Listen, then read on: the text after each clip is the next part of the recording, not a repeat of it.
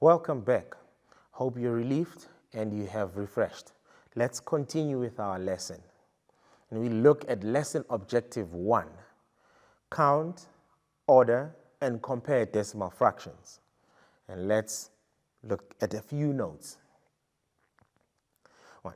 When you compare decimal fractions, two things are important. 1. Ensure you are comparing similar quantities.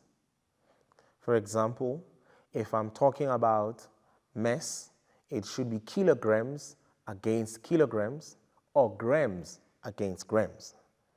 And 2, ensure that the fractional part of the decimal fraction or decimal fractions have the same number of digits, like you saw when we were doing practice questions with those pre-knowledge questions.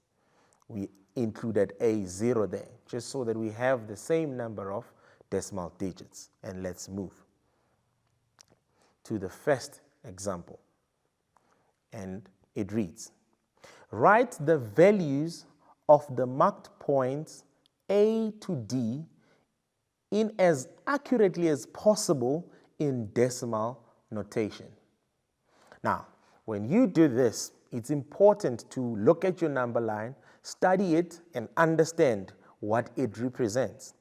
Now, if you look at A, we start from 6,4, and there's a 6,5 next to it. So we want to check what these markings mean. Let's check. How many are they? So there's 1, 2, 3, 4, 5, 6, 7, 8, 9, and 6,5 would be the 10th one. Now, this means we are growing from 6,4 by, now note this 6,4 is actually 4 tenths. So we're growing by 100 every time until we get to 6,5. Now let's do that and see. This would be, for A, we then would count from the first one. So it's going to be 1, 2. So we know we're growing by 2 hundredths. And the decimal place or decimal value there would be 0,02. But when we add the 0, 6,4, it would read 6,42. And we continue like that to find B. So this is 2, 3, 4, 5, 6. This then becomes 6,46. Then we continue to 6,5. We will move then from 6,5, but you see we're growing by 100ths. So from 6,5, C would be 1. So it's going to be 6,51. And this we need to be careful with because the D letter is in between two values. Then we must be careful with that one. Let's count to get to the one before it. This would be 1, 2, 3, 4, 5, 6, 7. Yes, we have 6,57, but we are not done. This D is actually in between 7 and 8. So halfway 7 and 8, or when you're counting tens, would be 5. So you'll get 6,575 for the value of D. And let's look at the next one. We're starting with 2,11. And let's check how are we moving. How many marks do we have? 1, 2, 3, 4, 5, 6, 7, 8, 9 to get to 2,12. This suggests to us that we are growing. Now check the decimals here.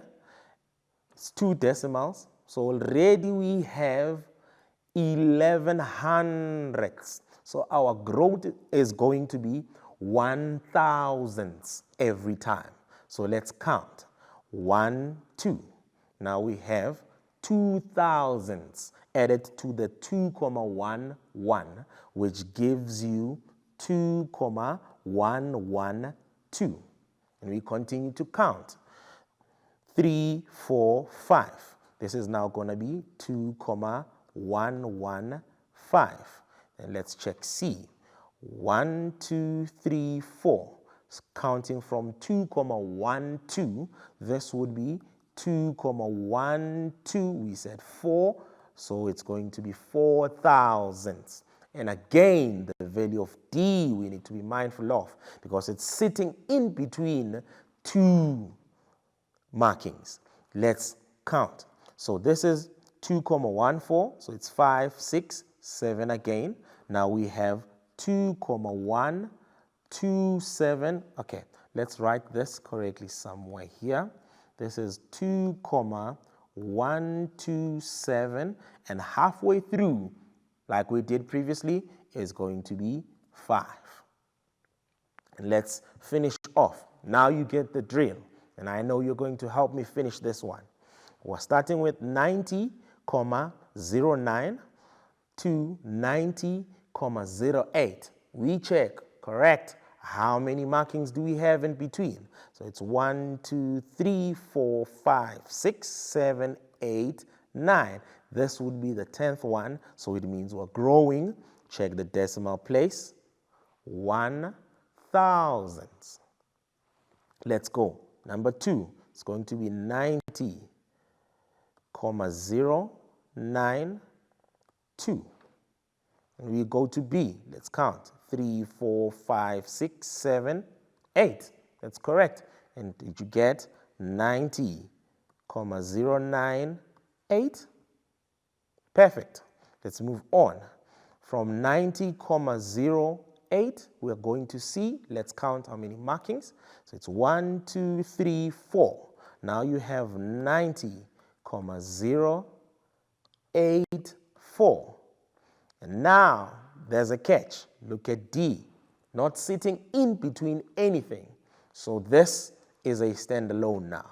Let's count. From 4, it's 5, 6, 7. Now we have 90,087 as our final answer as we move to the next question.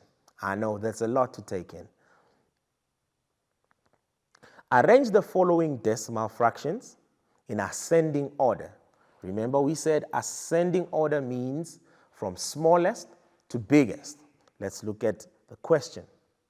We have 0,0283, 0,2083, 0,0812, and we have 0,0082. And yes, we should check if we have the same number of decimals before we move on.